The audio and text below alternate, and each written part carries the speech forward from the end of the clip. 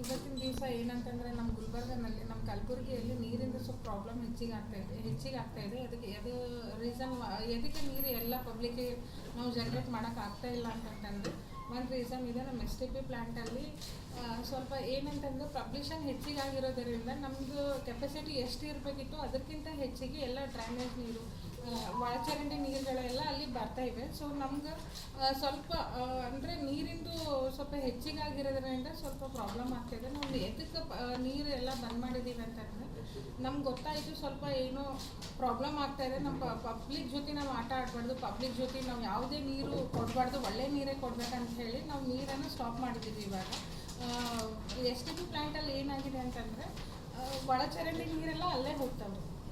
ಅಲ್ಲಿಂದ ನಾವು ಅಲ್ಲೇ ಮತ್ತು ನಮ್ಮ ಸರಡಗಿ ಬ್ಯಾರೇಜ್ ಇದೆ, ಅಲ್ಲಿಂದ ನೀರು ಪಾಸ್ ಆಗಿ ಹೋಗ್ಬಿಟ್ಟು ಪಬ್ಲಿಕ್ಕಿಗೆಲ್ಲ ನಾವು ನೀರು ಬಿಡ್ತೀವಿ. ಅಲ್ಲಿ ಸ್ವಲ್ಪ ಮಷಿನರಿ ಅಂತ ಅಂದಮೇಲೆ ಸ್ವಲ್ಪ ಖರಾಬ್ನೂ ಆಗ್ತವೆ. ಮಷಿನರೀಸ್ ಅಂತ ಅಂದಮೇಲೆ ಯಾವಾಗೂ ಏನೂ ಆಗ್ಬೋದು.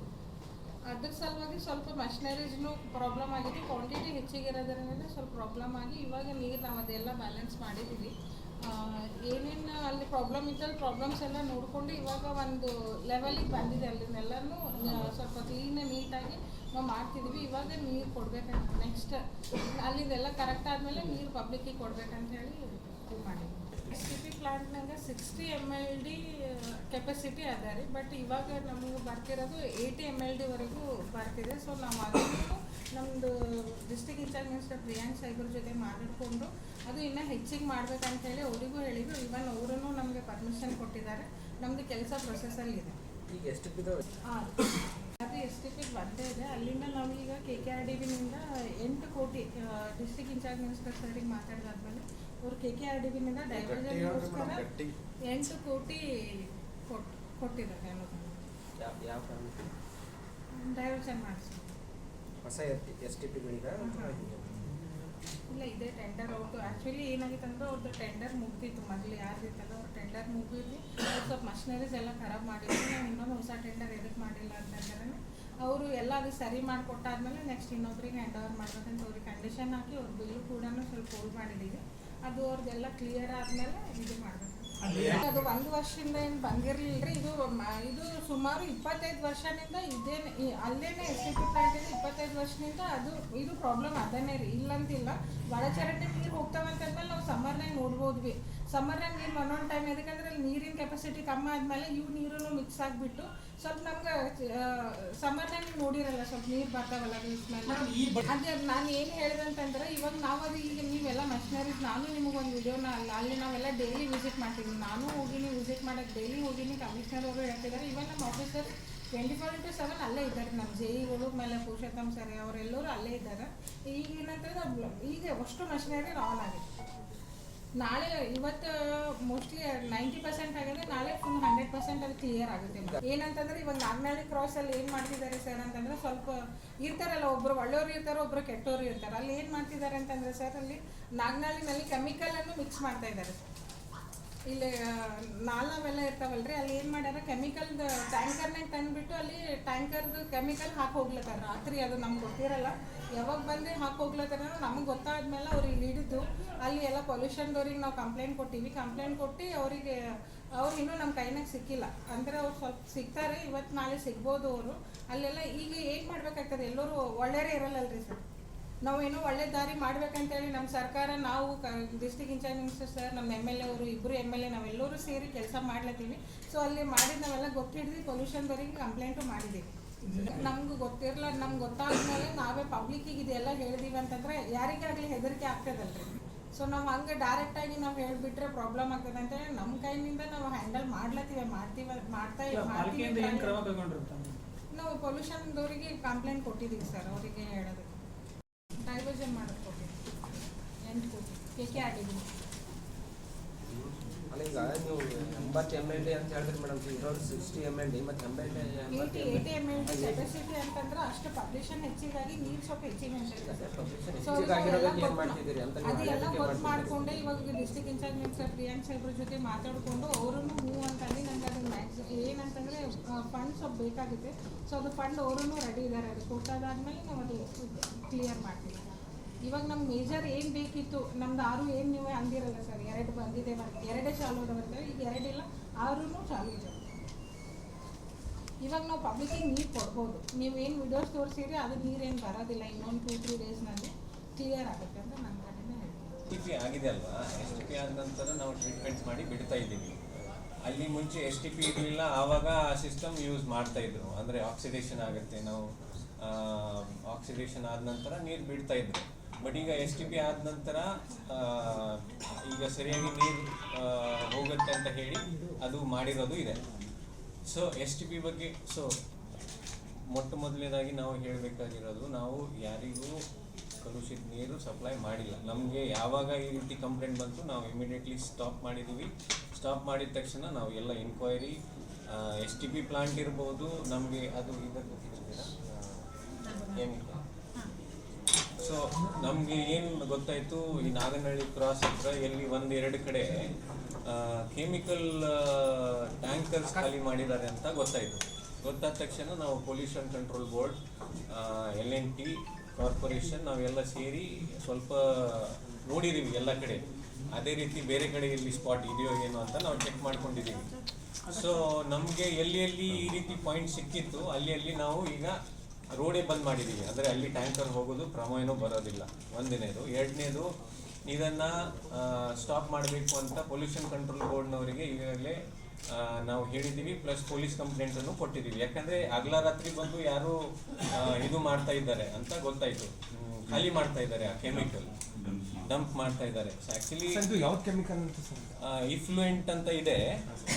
ಆ ಸ್ಯಾಂಪಲ್ ಇವರು ತಗೊಂಡು ಹೋಗಿದ್ದಾರೆ ಪೊಲ್ಯೂಷನ್ ಕಂಟ್ರೋಲ್ ಬೋರ್ಡ್, ಅವರು ರಿಪೋರ್ಟ್ ಕೊಡ್ತಾರೆ. ಬಟ್ ಮೇಲ್ನೋಟಕ್ಕೆ ಇಫ್ಲುಯೆಂಟ್ ಇದೆ.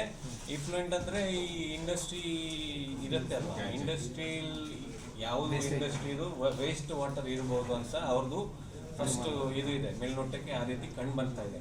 ಅದನ್ನು ನಾವು ಸ್ಟಾಪ್ ಮಾಡಿಸಿದ್ದೀವಿ. ಮತ್ತು STPಯಲ್ಲಿ ಪವರ್ ಫ್ಲಕ್ಚುಯೇಷನ್ ಪ್ಲಸ್ ಬ್ಲೋವರ್ಸ್, ಇವು 2 ಸಮಸ್ಯೆಗಳು ಇತ್ತು.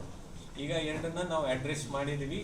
ಪ್ರಾಬ್ಲಮ್ ನಮಗೆ 6-7 ಡೇಸ್ ಯಾಕೆ ನಮಗೆ ಲೇಟ್ ಆಯಿತು ಅಂದರೆ, ಆ ಮಷಿನರೀಸ್ ಏನಿದೆ ಆ STPದು ಮಷಿನರೀಸ್ದು ಪಾರ್ಟ್ಸ್ ಇಲ್ಲಿ ಸಿಗೋದಿಲ್ಲ ಲೋಕಲ್. ಐದರ್ ಪೂನಾ ಅಥವಾ ಅವರು ಎಲ್ಲಿ ಗುಜರಾತಿಂದ ತರಬೇಕು ಅಂತ ಹೇಳಿ ಸಮಸ್ಯೆ ಆಗಿತ್ತು. ಅದಕ್ಕೆ ಸ್ವಲ್ಪ ನಮಗೆ ತಡ ಆಯಿತು. ಇಲ್ಲಾಂದರೆ ಅದು ಇಲ್ಲಿ ಲೋಕಲ್ ಪಾರ್ಟ್ಸ್ ಸಿಗ್ತಾ ಇದ್ದಿದ್ದಲ್ಲಿ ನಾವು ಅದು ಬೇಗ ಅಡ್ರೆಸ್ ಮಾಡ್ಬೋದಾಗಿತ್ತು. ಬಟ್ ಲೋಕಲ್ ಅವೈಲೇಬಿಲಿಟಿ ಇರಲಿಲ್ಲ ಪಾರ್ಟ್ಸ್ದು. ಟೀಮ್ ಕಳಿಸಿ ಅಲ್ಲಿಂದ ತರಿಸಿ ಈಗಾಗಲೇ ಸ್ಟಾರ್ಟ್ ಮಾಡಿದ್ದಾರೆ. ಬ್ಲೋವರ್ದು ಆಗಿದೆ, ಕ್ಲೋರಿನೇಷನ್ ಆಗಿದೆ. ಈಗ ಜಸ್ಟ್ ಒಂದು ಏನು ಸಮಸ್ಯೆ ಇದೆ, AWE ಮತ್ತು AWE ಫೀಲ್ಡಲ್ಲಿ ಇದ್ದಾರೆ, ಅದನ್ನು ಸಾಯಂಕಾಲ ತನಕ ಎಲ್ಲ ಕ್ಲಿಯರ್ ಆಗುತ್ತೆ. ಸೊ STPದು ನಮ್ಮದು ಏನು ಸಮಸ್ಯೆ ಇತ್ತು, ಪ್ಲಸ್ ಈ ಪೊಲ್ಯೂಷನ್ ಅಂದರೆ ಏನು ಕೆಮಿಕಲ್ ಹಾಕಿದ್ರು, ಆ 2ನ್ನ ನಾವು ಅಡ್ರೆಸ್ ಮಾಡಿದ್ದೀವಿ.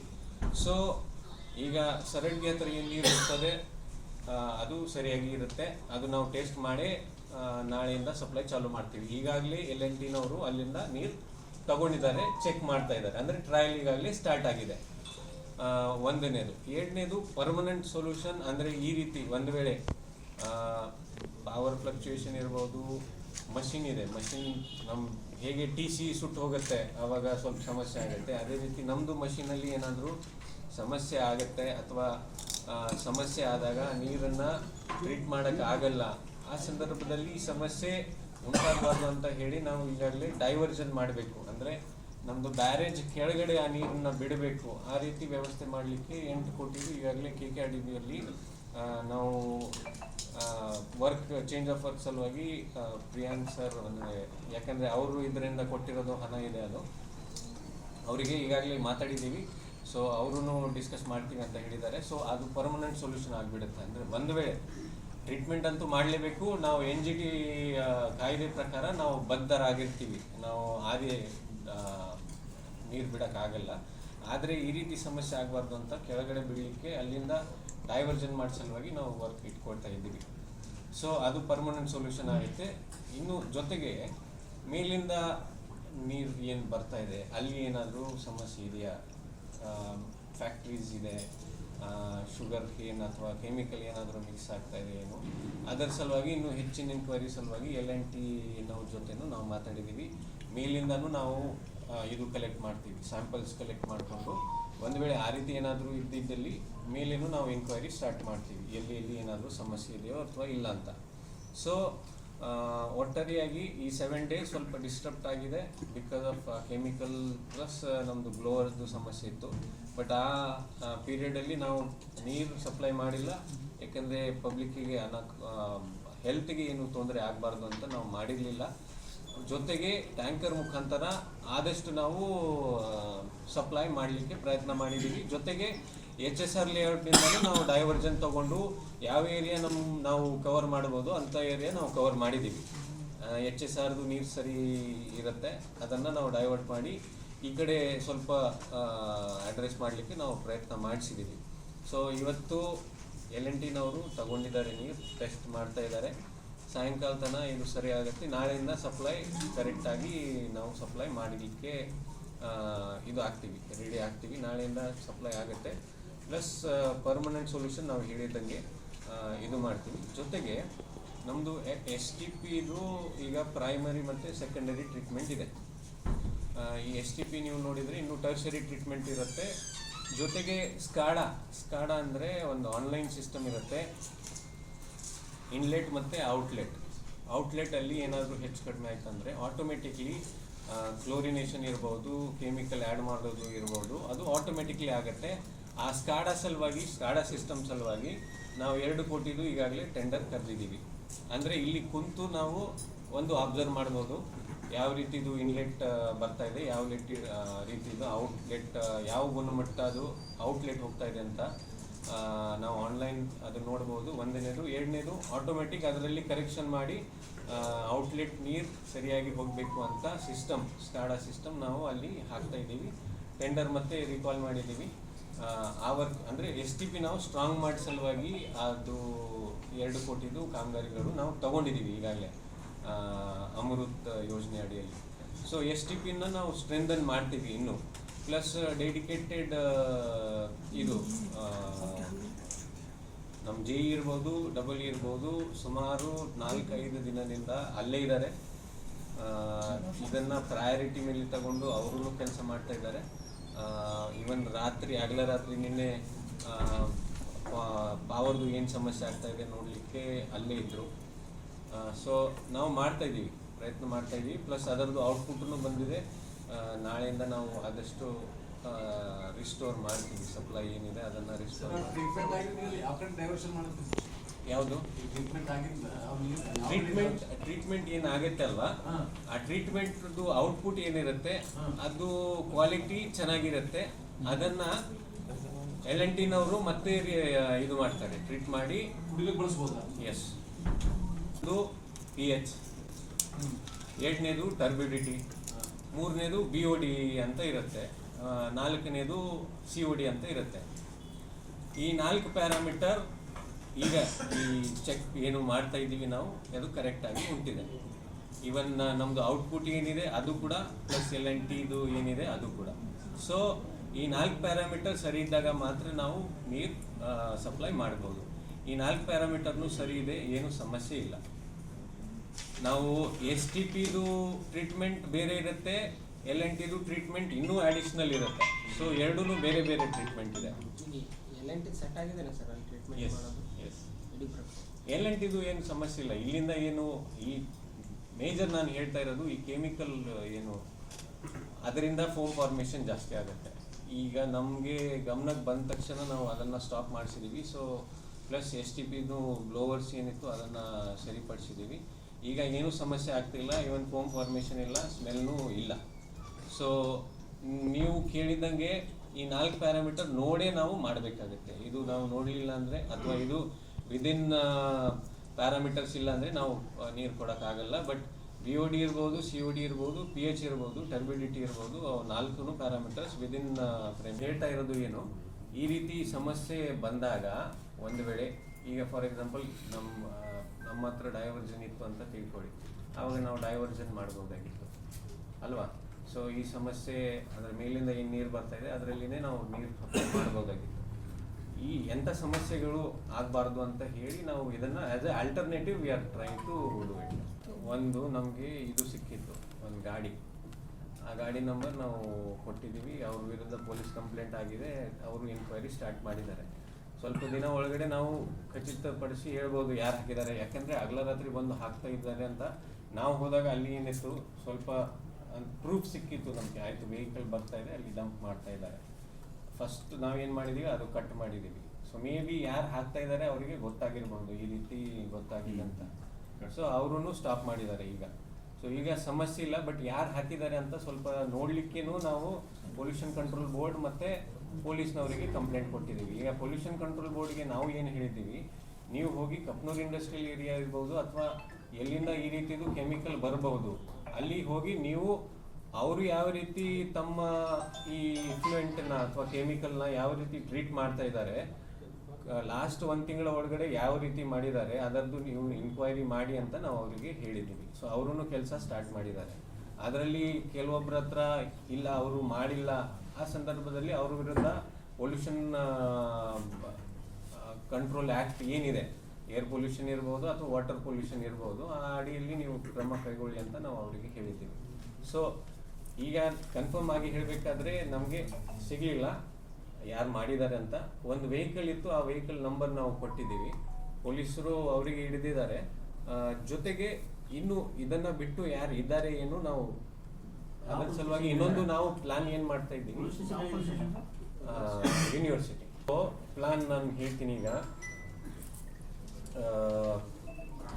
MDKUIDFC ಅಂದರೆ 24/7 L&Tದು ಏನು ಪ್ರಾಜೆಕ್ಟ್ ನಡೀತಾ ಇದೆ, ಆ ಪ್ರಾಜೆಕ್ಟ್ ಸಲುವಾಗಿ MDKUIDFC ಅವರೂ ಬರ್ತಾ ಇದ್ದಾರೆ. ಇದೇ ಈ ಪೂರ್ವಭಾವಿ ಸಭೆ ಥರ ಮಾಡೋಣ ಅಂತ ಹೇಳಿ ಬೇಸಿಗೆ ನೀರು ಸಲುವಾಗಿ. ನಾವು 15th ಫೈನಾನ್ಸಲ್ಲಿ ಎಲ್ಲಿ ಪೈಪ್ಲೈನ್ ಇಲ್ಲ, ಮೆಜಾರಿಟಿ ಎಕ್ಸ್ಟೆನ್ಷನ್ ಏರಿಯಾ ಏನಿದೆ ಅಲ್ಲಿ ಕೆಲಸ ಮಾಡೋ ಸಲುವಾಗಿ ಸುಮಾರು 2 ಕೋಟಿದು ಪೈಪ್ಲೈನ್ ನಮ್ಮ ಕಾರ್ಪೊರೇಷನ್ ಫಂಡ್ ಅಂದರೆ ಕಾರ್ಪೊರೇಷನ್ ಕಡೆಯಿಂದ ನಾವು ಮಾಡಿದ್ದೀವಿ. 1 ಕೋಟಿದು ಕಾಮಗಾರಿ ಆಗಿದೆ. ಇನ್ನೂ ಕಾಮಗಾರಿ 1-2 ತಿಂಗಳ ಒಳಗಡೆ ನಾವು ಮುಗಿಸ್ತೀವಿ. ಎಲ್ಲಿ ಪೈಪ್ಲೈನ್ ಇಲ್ಲ ಎಕ್ಸ್ಟೆನ್ಷನ್ ಏರಿಯಾದಲ್ಲಿ ಅಲ್ಲಿ ನಾವು ಹೊಸದು ಪೈಪ್ಲೈನ್ ನಾವೇ ಹಾಕಿದ್ದೀವಿ. 1ನೇದು. 2ನೇದು ನಾವು ಎಲ್ಲಿ L&T ನೀರು ಹೋಗ್ತಾ ಇಲ್ಲ, ಎಲ್ಲಿ ಇದರಲ್ಲಿನೂ ಮೆಜಾರಿಟಿ ಎಕ್ಸ್ಟೆನ್ಷನ್ ಏರಿಯಾನೇ ಇದೆ, ಎಲ್ಲಿ ಬೋರ್ವೆಲ್ಸ್ ಕೂಡ ಇಲ್ಲ. ಅದರ ಸಲುವಾಗಿ 15th ಫೈನಾನ್ಸಲ್ಲಿ ಸುಮಾರು 2.5 ಕೋಟಿದು ಬೋರ್ವೆಲ್ ವರ್ಕ್ ಈಗಾಗಲೇ ನಾವು ತಗೊಂಡಿದ್ದೀವಿ. ಅದರಲ್ಲಿ ಸುಮಾರು ಏನಿಲ್ಲ 1.5 crores ವರ್ಕ್ ಈಗಾಗಲೇ ಆಗಿದೆ. ನೀರು ಚೆನ್ನಾಗಿ ಬಿದ್ದಿದೆ. ಬಹುಶಃ ಈ ವರ್ಷ ಮಳೆ ಚೆನ್ನಾಗಿ ಬಂದಿರೋದರಿಂದ ನೀರು ಕೆಲವೊಂದು ಬೋರ್ವೆಲ್ಸ್ಗೆ 3 ಇಂಚು ಬಿದ್ದಿದೆ. ಸೊ ಅಟ್ಲೀಸ್ಟ್ ಹೊಸ ಬೋರ್ವೆಲ್ ಹೌದು 2.5 crores. ಆಮೇಲೆ ಸೇವಿಂಗ್ಸ್ ಆ್ಯಕ್ಷನ್ ಪ್ಲಾನ್ನು ನಾವು ಮಾಡ್ಕೊಂಡಿದ್ದೀವಿ. ಆ ಸೇವಿಂಗ್ಸ್ ಆ್ಯಕ್ಷನ್ ಪ್ಲಾನಲ್ಲಿ ಕೂಡ ಈ ಎಕ್ಸ್ಟೆನ್ಷನ್ ಏರಿಯಾದಲ್ಲಿ ಅಥವಾ ಎಲ್ಲಿ ಬೋರ್ವೆಲ್ಸ್ ಇಲ್ಲ ಅಲ್ಲಿ ಬೋರ್ವೆಲ್ ನಾವು ಮಾಡಲಿಕ್ಕೆ ಸೇವಿಂಗ್ಸ್ ಆ್ಯಕ್ಷನ್ ಪ್ಲಾನಲ್ಲಿನೂ ಸುಮಾರು 2 ಕೋಟಿ ತನಕ ನಾವು ಫಂಡ್ ಇಟ್ಕೊಂಡಿದ್ದೀವಿ. ಅದರದ್ದು ಈಗ ನಾವು ಟೆಂಡರ್ ಪ್ರೊಸೆಸ್ ಚಾಲೂ ಮಾಡ್ತಾ ಇದ್ದೀವಿ. ಅಂದರೆ ಅಟ್ಲೀಸ್ಟ್ ಏಪ್ರಿಲ್ ತನಕ ಅದರದ್ದು ವರ್ಕ್ ಸ್ಟಾರ್ಟ್ ಆಗುತ್ತೆ. ಎಲ್ಲಿ ಸಮಸ್ಯೆ ಆಗುತ್ತೆ ಅಲ್ಲಿ ನಾವು ಬೋರ್ವೆಲ್ ಹಾಕಲಿಕ್ಕೆ ನಮಗೆ ಅನುಕೂಲ ಆಗ್ತದೆ ಅಂತ ಹೇಳಿ ಅದನ್ನು ನಾವು ಇಟ್ಕೊಂಡಿದ್ದೀವಿ. ಸೊ ಪೈಪ್ಲೈನ್ ಮತ್ತು ಹೊಸ ಬೋರ್ವೆಲ್, ಹೊಸ ಪೈಪ್ಲೈನ್ ಮತ್ತು ಹೊಸ ಬೋರ್ವೆಲ್ ಇವೆಲ್ಲ ಸೇರಿ ಸುಮಾರು 5 ಕೋಟಿದು ಕಾಮಗಾರಿಗಳು ನಾವು ಈಗಾಗಲೇ ತಗೊಂಡಿದ್ದೀವಿ.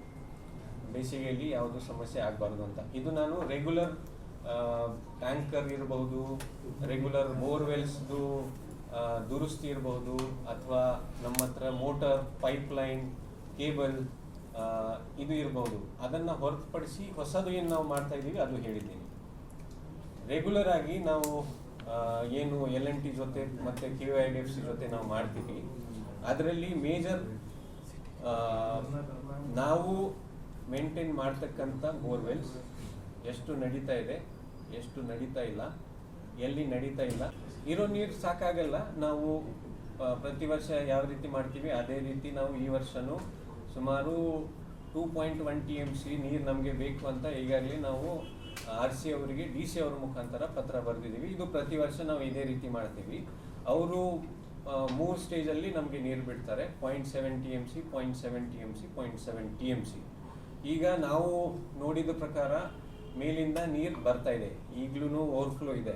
ಸೊ ಈ ವರ್ಷ ನಮಗೆ ಆ ರೀತಿ ಏನು ಸಮಸ್ಯೆ ಬರಲ್ಲ ಅಂತ ನಮ್ಮದು ಇದು ಇದೆ, ಆಸೆ ಇದೆ. ಯಾಕಂದರೆ ಸಾಕಷ್ಟು ನೀರಿದೆ, ಪ್ಲಸ್ ನಾವು ಎಷ್ಟು ನೀರು ಕೇಳಿದ್ದೀವಿ ಅಷ್ಟು ಲಭ್ಯವಿದೆ ಅಂತಲೂ ನಮಗೆ ನಾವು ನಾರಾಯಣಪುರ ಅಥಾರಿಟಿ ಜೊತೆ ಮಾತಾಡುವಾಗ ಅವರು ಹೇಳಿದರು. ಸೊ ಈ 2.1 TMC ಏನು ನಮಗೆ ಬೇಕಾಗಿದೆ, 0.7 ನಾವು ಅವರಿಗೆ ಈಗಾಗಲೇ ಪತ್ರ ಬರೆದಿದ್ದೀವಿ, ಕಮ್ಯುನಿಕೇಟ್ ಮಾಡಿದ್ದೀವಿ, ಪ್ಲಸ್ ಅವರಿಗೂ ಗೊತ್ತಿದೆ ನೀರು ಬೇಕು ಅಂತ. ಆ ರೀತಿ ಏನು ಸಮಸ್ಯೆ ಆಗಲಾರ್ದೆ ನಾವು ಈ ವರ್ಷನೂ ನಾವು ನೋಡ್ತೀವಿ.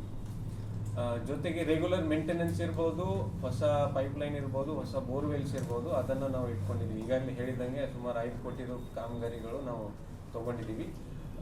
ಪ್ಲಸ್ L&T ಜೊತೆ ನಾವು ಕೋಆರ್ಡಿನೇಟ್ ಮಾಡಿ ಎಲ್ಲೆಲ್ಲಿ ಬೋರ್ವೆಲ್ ಬಂದಿರ್ಬೋದು ಅದನ್ನು ಚಾಲು ಮಾಡಿಕೊಂಡು, ಜೊತೆಗೆ ನಾವು ಇನ್ನೊಂದು ಹೊಸದು ಏನು ಪ್ರಯತ್ನ ಮಾಡ್ತಾ ಇದ್ದೀವಿ ಅಂದರೆ, ಎಲ್ಲೆಲ್ಲಿ ಅದು ಕಾರ್ಪೊರೇಷನ್ ಕಡೆಯಿಂದ ಆಗಿರ್ಬೋದು ಅಥವಾ ಬೇರೆ ಏಜೆನ್ಸಿ ಕಡೆಯಿಂದ ಆಗಿರ್ಬೋದು, ಎಲ್ಲೆಲ್ಲಿ RO ಪ್ಲಾಂಟ್ಸ್ ಇವೆ, RO ಪ್ಲಾಂಟ್ ಬಂದಿದೆ, ಅದು ವರ್ಕ್ ಆಗ್ತಿಲ್ಲ, ಇಶ್ಯೂಸ್ ಬೇರೆ ಬೇರೆ ಇರ್ಬೋದು, ಹ್ಯಾಂಡ್ ಓವರ್ ಆಗಿಲ್ಲ ಕಾರ್ಪೊರೇಷನ್ಗೆ, ಮೋಟರ್ ಸುಟ್ಟೋಗಿದೆ, ನೋಡಲಿಕ್ಕೆ ಯಾರೂ ಇಲ್ಲ, ಅದರದ್ದು ನಾವು ಒಂದು ಇದು ಮಾಡ್ತಾ ಇದ್ದೀವಿ, ಸರ್ವೆ ಮಾಡಿಕೊಂಡು ಆದಷ್ಟು ಅದನ್ನು ನಾವು ಚಾಲ್ತಿಯಲ್ಲಿ ತರಲಿಕ್ಕೆ ನಾವು ಪ್ರಯತ್ನ ಮಾಡ್ತೀವಿ. ಸೊ ದಟ್ ಆ ಲೊಕ್ಯಾಲಿಟಿ ಏನಿದೆ, RO ಪ್ಲಾಂಟ್ ಸುತ್ತಮುತ್ತ ಜನ ಯಾರಿರ್ತಾರೆ ಅವರಿಗೆ ಸ್ವಲ್ಪ ಅನುಕೂಲ ಆಗೋ ರೀತಿ ನಾವು ವರ್ಕ್ ನಾವು ತಗೊಳ್ತಾ ಇದ್ದೀವಿ.